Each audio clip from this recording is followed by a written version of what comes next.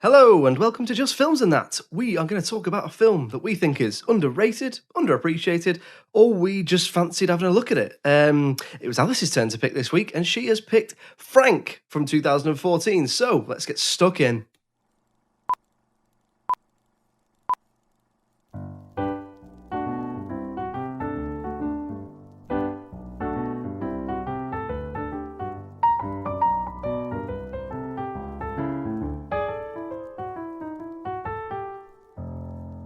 Right, Alice. Frank. Let's be frank. Let's be frank. Let's watch Frank. Let's talk about Frank. Let's talk about Frank. It's from 2014. Spoiler warnings if you've not seen it. Make your case. What's it about? Why'd you pick it? So in the movie Frank, we start off following the life of this sort of struggling, not quite failed, but not quite making it musician called John. And he's really struggling to kind of get any music out there. He's trying to write songs, but he can't really write anything. He doesn't really know where to go from here. And then sort of just by happenstance, he stumbles across a band who are having some trouble on the beach. Basically, their keyboard player is having a bit of a mental breakdown, shall we say, and he's jumped into the sea and the police are trying to kind of get him out. He's like, what are you doing in there? But he won't have it. So then the band are like, well, we've got a show tonight. What are we going to do? And John's like, I can play keyboards. So they pretty much grab him, pull him into their van, and then off they go on this wild adventure. So the band, whose name, I can't say it. I don't know if you can. It's kind of just, point, though, it's an interesting assortment of sort of consonants. It's a word that doesn't really mean anything. But anyway, it's headed up by Frank, who is played by Michael Fassbender. But there's something about Frank, and he basically wears a Frank side bottom papier-mâché head. And this is just his style. This is just what he does. The band members have never seen him without this head. He wears it when he sleeps. He wears it when he showers. So John basically joins the band then. They go off on this kind of this mad journey. They go into the forest in Ireland to write an album in like this wood hut. They spend over a year writing this album. And then what the band don't know is that John is sort of filming kind of little vlog moments of what's going on. He's tweeting about what's going on. And by the end of the writing process, they've got, 23,000 views and kind of he's built up a bit of a following. So then there's a bit of turmoil where Frank thinks, oh, is this the right step? Do we want, all these fans? I should probably say their music is very experimental. Yeah. They play for themselves more than anything. They don't really play for the audience. They're not really playing for fans. They've just found a sound that they like and that they enjoy, and that's what they do it for. But because of all this kind of marketing that John's been doing, they get a bit of a following. He signs them up to South by Southwest. It all kind of goes a bit wrong. Frank loses his head because he gets hit by a car, it smashes, and then you kind of see him for who he really is, and he is kind of this kind of he's got a bit of a mental illness. He can't quite fit into society perhaps in the way that he would like, and you realise that was the whole point of the head, was that was kind of him being in control. That was the way he could socialise with other people. And that's kind of it in a nutshell, really. The reason I picked it was, so I'd only seen it once, but it had quite an impact on me, I think. And there were two scenes from it that I still kind of think about, not on a daily basis now, but would always kind of pop into my head. And I just remember God, those two scenes were really impactful. It's so interesting that this film I've only seen once had such an impact on me. And I think that it is underseen, and I definitely think it is underappreciated. I did check to see if it was underrated. I don't think it's underrated. No. People did quite like it, but I just don't think nobody ever really talks about it, and it does feel really underappreciated, and I don't really know anyone else who's seen it. So that's why I picked it. So Josh, had you seen this one? I hadn't seen this before. I remember it coming out and getting really good reviews, a bit like what you just said. And it's always been on my list. And I think it's been one of those ones where I might have put it on a list of a streaming service and then it been taken off the streaming service, so I'd sort of forgotten about the film, which I think happens a lot more than people realise in terms of making lists on streaming sites. So I really wanted to see it because I really like Michael Fassbender, I really like Domhnall Gleeson, Maggie Gyllenhaal's in this, she's great.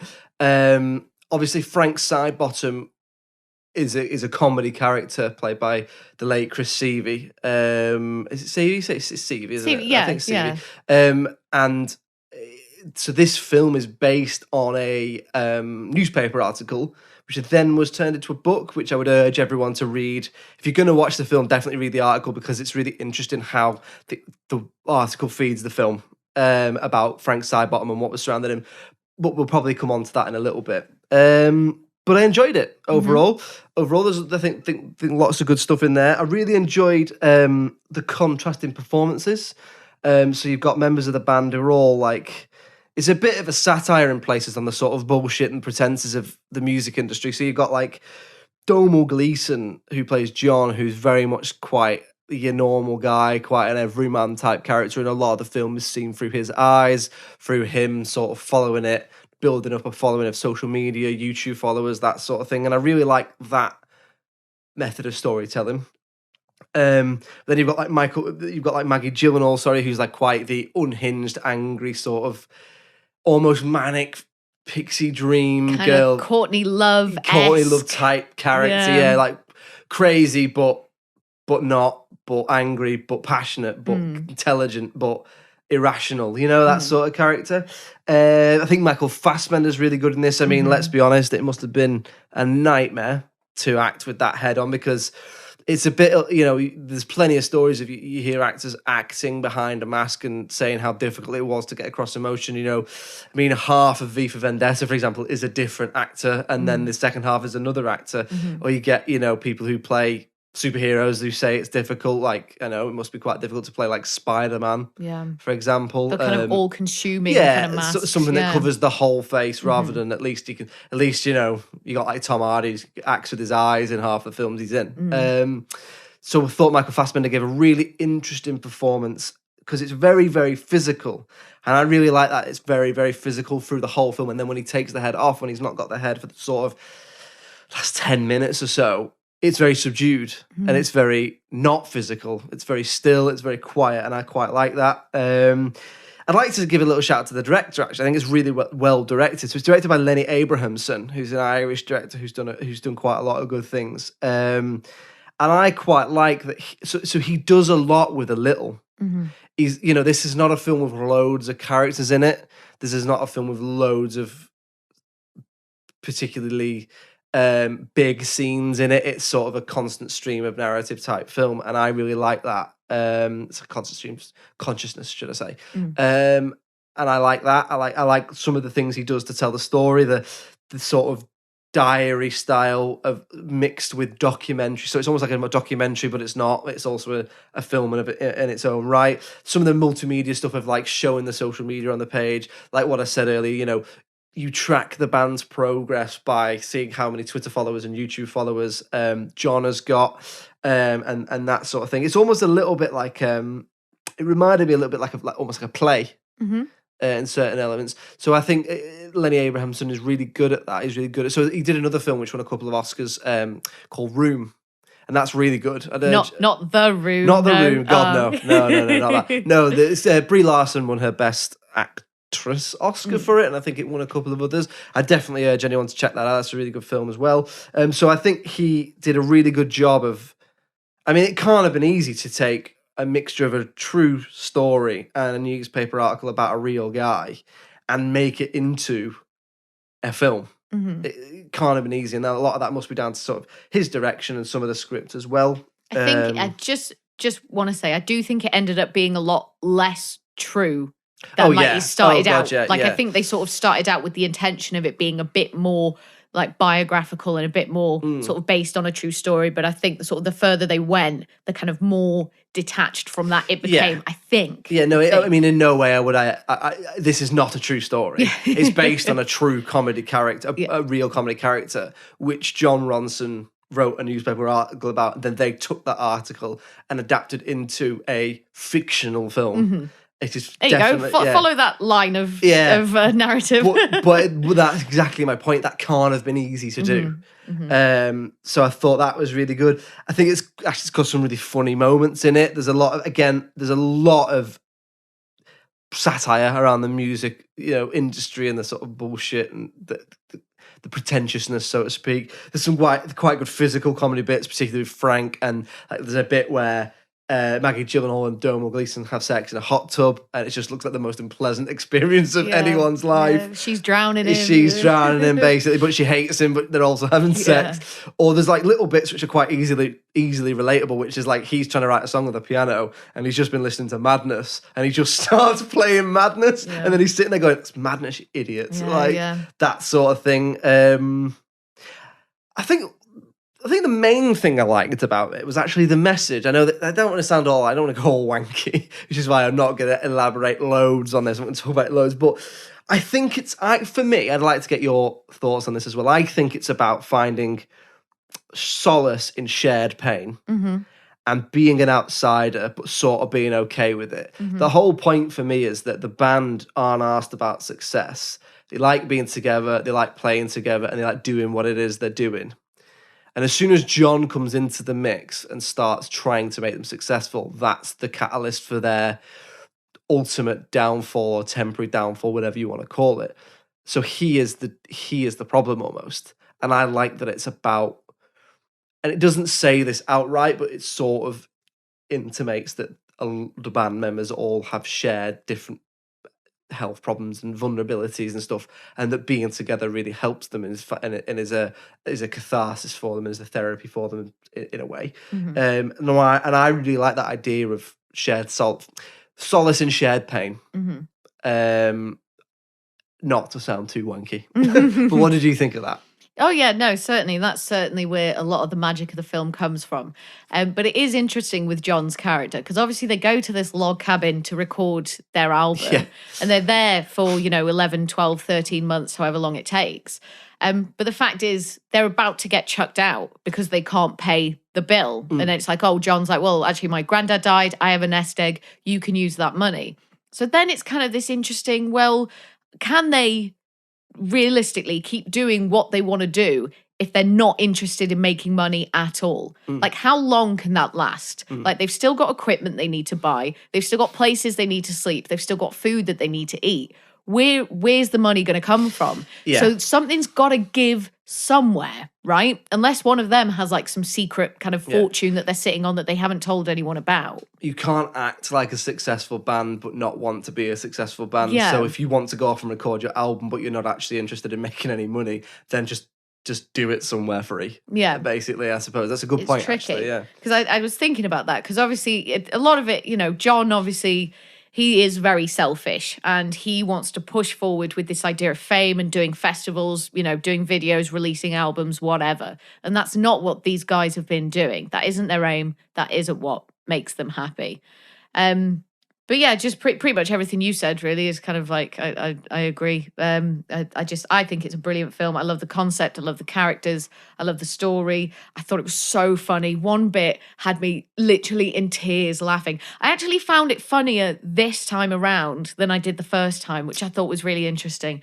But it's when, like, it's just before kind of the South by Southwest. So John signs him up to go and play South by Southwest, which obviously they're not ready for. But he's, oh, we've got fans now, yeah, whatever. And they're like, oh, we need to write like the most likable song in the world. So then Frank starts like bashing the keyboard or whatever, going like Coca-Cola, lipstick, and all this kind of stuff. And I just started absolutely howling. So I love that so much of the comedy comes from the music. And then in the opening of the film, you've got John, who's obviously struggling to write songs and that, and he's just singing what he sees. And it's like, if you're a creative person, you kind of know this sort of struggle of like where does it come from? Where do the words come from? Where does the music come from? Oh, just say what you see. Say what you see. It's like, lady in the red coat, what are you doing with that bag? And all this. And it just made me laugh so much. And it's like, lady in the blue coat. Do you know the lady in the red coat and all this? It's so true though, isn't it? Because, people who always are in the public eye giving their thoughts on how do you get successful are usually already successful, and they'll always say stuff like, well, write about what you know. And it's like, what I know is that I'm trying to be a writer and I can't fucking think of anything. So how you want me to write something about not being a writer? Because if that's the case, then that's all that would be anywhere. So that's really interesting. But then, like you say, it's just a silly joke, isn't it? Sing what you see. Yeah, and it's just so simple. And I thought a lot of the humour in it was really simple but really effective.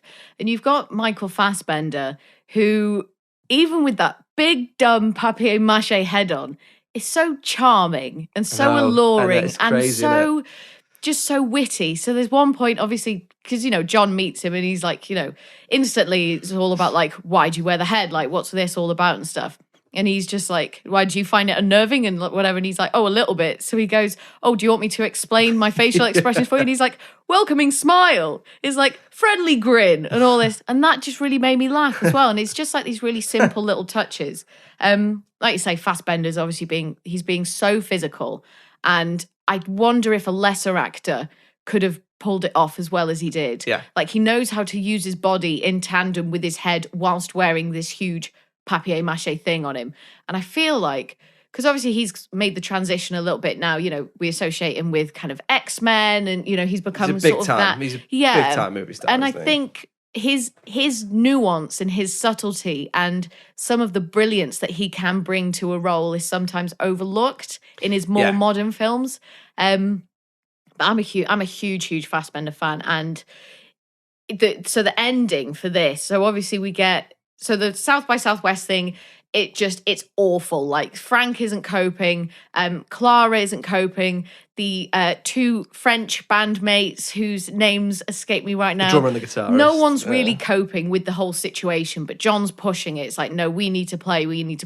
Everyone fucks off basically, except Frank. And then you've got Frank and John, but then, you know, things go really bad. Sort of Frank's mental state, he really starts spiraling. He runs away from John, gets hit by a car. You then sort of see the head that's smashed on the floor.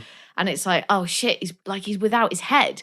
And because of the way it's been built up all the way through the film, you really feel like, whoa, like that's a big deal. He hasn't got his head. Yeah, because there was a moment like sort of earlier in the film where he's in the shower and John can hear him in the shower. Oh, it's my favourite bit. So he hears him and he walks in and he sees like the head's on the floor outside the bathroom. So then John, because he's obsessed with it and he's not much of a likable character, I've got to be honest, it's John, right?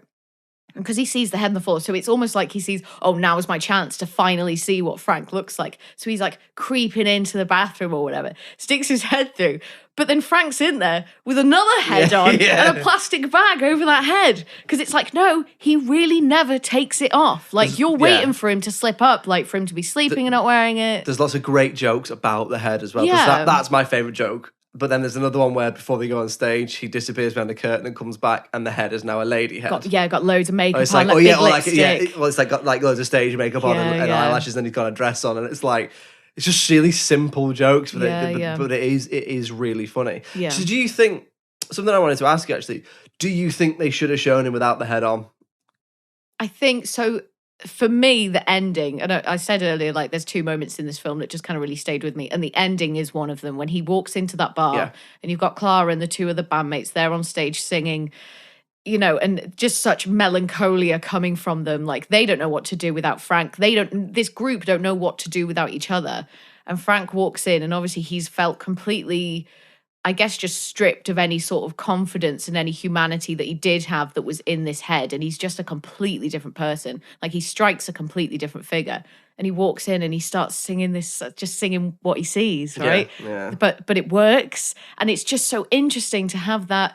And I've only just thought about it just now, but to obviously have the beginning of the film with John kind of in his way trying to push it, like Lady in the Red Coat and whatever. But then when Frank's doing it in the bar, it becomes this like beautiful kind of requiem for their relationship and for everything that's just happened. Like, I love you. And they and they see him they don't know it's him, and then they realize it's him because they hear his voice. And they don't make a big deal about it. They don't run up to him. It's not all big hugs and all this. Like some of the tender moments in it are really, really subtle, and that really, really adds to it.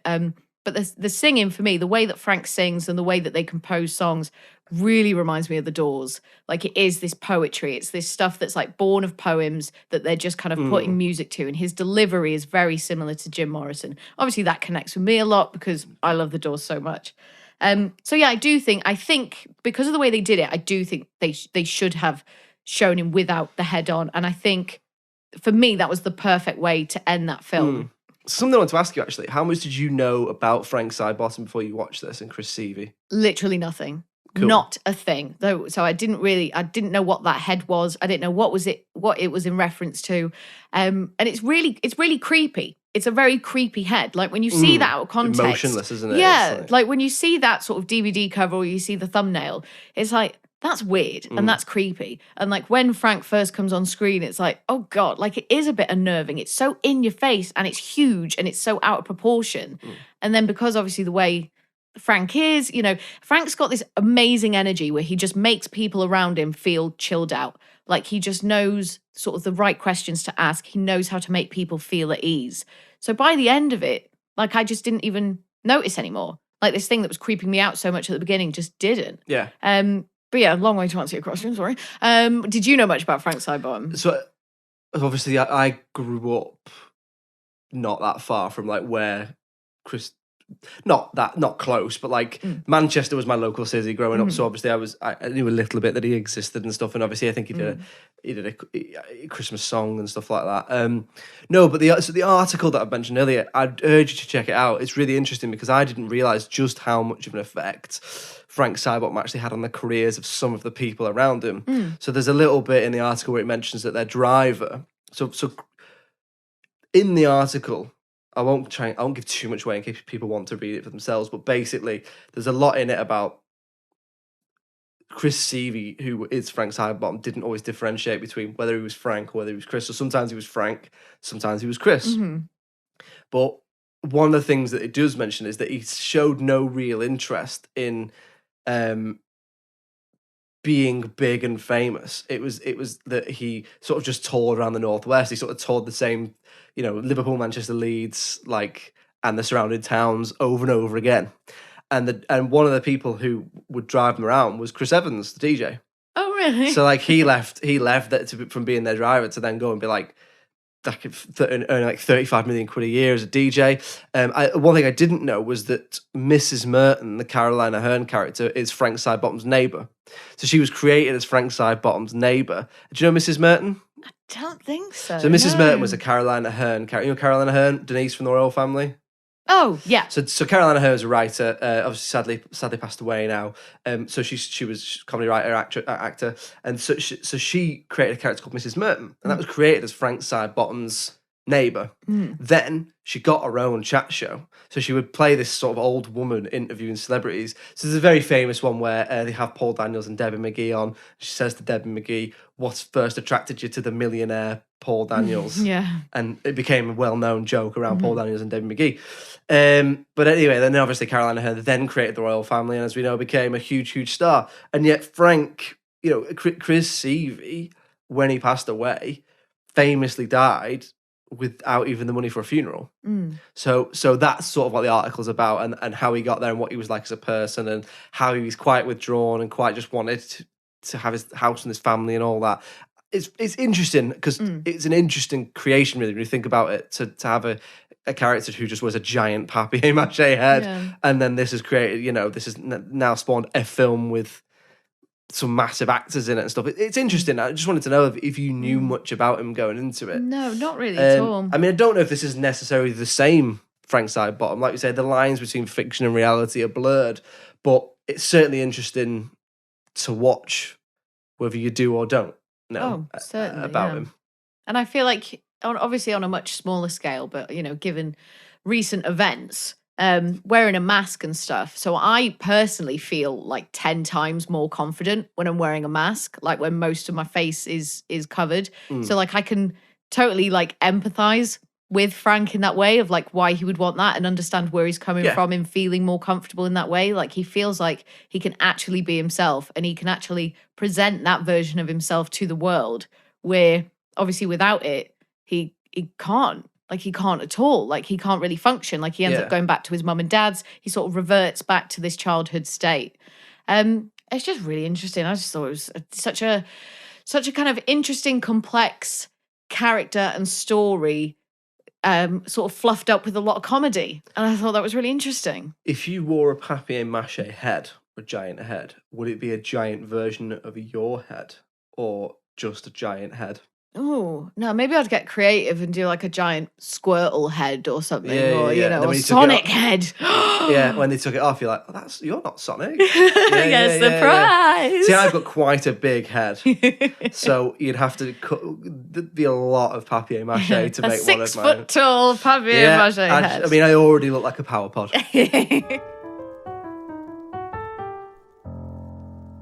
So we'll move on to talking about things that we perhaps would change or that we didn't like about the film. Alice, I don't get the impression you're going to have a lot of notes on this one, but what have you got? So some of the non-diegetic music I thought was a little bit irritating, and I just thought was a bit much at some points. I really enjoyed the diegetic music and the music that the band were making, like this kind of crazy experimental alt rock thing that they had going on. But yeah, just some of the non-diegetic music, I was a bit like, oh, that's a bit distracting. Doesn't really match with the theme and with the vibe of the film that I'm getting. But that was it. There was literally nothing else. I didn't expect to like it as much as I did, but it had, I think, more of an impact on me this time around than it did the first time. So second viewing preferred it to the first viewing. Yeah. Oh, wow. Weird that, isn't it? But yeah. I suppose we've probably touched on this before, but when you watch it for the second time, you already know what happens. So you can look at other stuff, and that's where you find what you like about it, I guess. Yeah, kind of really enjoying it more for what it is. And I think I was paying more attention to Frank and to Michael Fassbender. Whereas, because when you see something for the first time, you've got to take it all in at once. Whereas when you know the storyline, when you kind of vaguely know, what's coming up next, what the next scene is going to be, you can pay more attention to the nuances of it. And I feel like this was such a rich film. It was shot beautifully as well, actually. Something I didn't get to, but like the framing, the way the action moved from one scene to another, it was really, really good, really talented. Either cinematographer, whoever it was in charge of that. So yeah, I thought it was great. Really did. What about you? So there's the bit where they're in the cabin and they're rehearsing they're there for like a year, aren't they? I thought that went on a bit too long. I thought there was a bit too much of just them in rehearsing or just them playing. That might have been the point because they're supposed to be capturing that idea of monotony and being bored. But for me, it went on a bit too long. It's the kind of the torture of the creative process, isn't it? It's just a really nice juxtaposition between John just thinks he can come up with some lyrics, go home on his keyboard, and bam, he's got a hit song. And then you've got these like actual creative types who are like, nah, we're going to be in here for about a year, and we're not going to see anyone else. We're not going to talk to anyone else. We're going to be on the brink of starvation. Probably going to drink too much. One of us is going to commit suicide. I know, Do you know what I mean? Yeah. So that was one thing. The only other thing I'd probably say is maybe, and this is just probably down to personal preference, would have liked a bit more exposition around the different band members and how they met, and Frank himself. Obviously, I think the whole point might be the lack of exposition, but for me, I'd like to know a little bit more about who are they, how did they meet, why have they found this solace and shared pain, a little bit more about each of them. Why is it that they love each other so much that when this John character comes in, is it so destructive? Why is Maggie Gyllenhaal's character so protective over Frank? Because she is proven right. Mm-hmm. And I think that the ending was impactful, but I think it could have been even more impactful if we'd had a little bit more exploration, should I say, around those characters, their love for each other, and their pain that they clearly share. But I think it's just down to personal preference, really. Mm-hmm. But no, overall, enjoyed it. So we'll move on to the critical reception then. So Josh, I take it you haven't seen the critical reception? I have not. Go on, throw some guesses at me. What do you think? So I know it did quite well critically. I think it made like a couple of top 10 lists for the year and that sort of thing. I would say that I think the critics are probably kinder than the audience. So I would say the critics are probably looking into the 8s, whereas the audience probably maybe low 7s. Mm-hmm. So give it to me. Interesting. So on IMDb at the time of recording, it got 7 out of 10. And then on Rotten Tomatoes, the audience gave it 72%. So you're pretty much bang on there with your low 7 guess. What can I say? And then the critics gave it 92%. 92%. 92%. So with that, it's not underrated. I am on board with that 92%. Do you feel like that's a bit over? For me, I'd say it's slightly over. I'd probably give it more like maybe a mid-7. Really? Yeah. But so I would probably say that's overrated. I mean, I don't know. Can you say a film that's 92% is underrated? No, not underrated, but bang on for me. Yeah. So in that case, let's say it's critically appropriately rated because, you know, it's your film. You think it's worth 92%, so therefore it is. I'm the boss this week. Yeah? But is it underseen? So I think it is underseen, and I think it is underappreciated, and I don't think I just feel like people haven't seen it, and I definitely feel like younger people aren't ever going to watch it. Like there are some films that kind of in 10 years time or whatever, people will still be watching, some of the classics. If we think like sort of Terminator, Star Wars, some of the Marvel stuff, I feel like younger people are always going to be watching that. I just don't think young people would watch this. And I don't know if I'm underestimating what young people are into. It just kind of feels, it was really just like a film for me, really. So it's got music that I'm sold. Do you know what I mean? Music, Michael Fassbender, some darkness, and then some hilarious moments. And a big old edge. Big edge. Yeah. So there we go, Frank. Not underrated, but a little bit underseen, and I think definitely underappreciated. So, Josh, what are we going to be doing for next week? Well, I thought it was about time we did another listener suggestion. Oh, exciting. So the last one we did would have been Johnny Mnemonic. It was indeed. So this one, I'm afraid to say, won't have Keanu Reeves in it. Oh, well, I'm not bothered then, not listening. but it will have Keanu Reeves' replacement from Speed 2 in it. Oh, the next best thing. Yeah, if in a way. No, so basically, we've had an email from Nick, and Nick has emailed to suggest that we watch a film called The Beast from 1988. So I will read Nick's email next week. So join us next week when we're going to be watching The Beast, starring Jason Patric, amongst others. If you'd like to get in touch with us, like Nick has done, and make a suggestion, then the email address is filmsandthatpod@gmail.com. We're on all the social medias, Facebook, Instagram, TikTok, Bebo, MySpace, no, just Films and That Pod. If you're on an iPhone right now and you could scooch over to the iTunes app and give us a little 5-star review, it would be very much appreciated. And if you can ever prove in person and you ever meet us that you have done that, one of us will give you a little COVID-safe cuddle. Alice Oliver, thank you for joining me as ever. Thank you very much, Josh. Pleasure as always. And it's goodbye from me. Cheerio. Bye.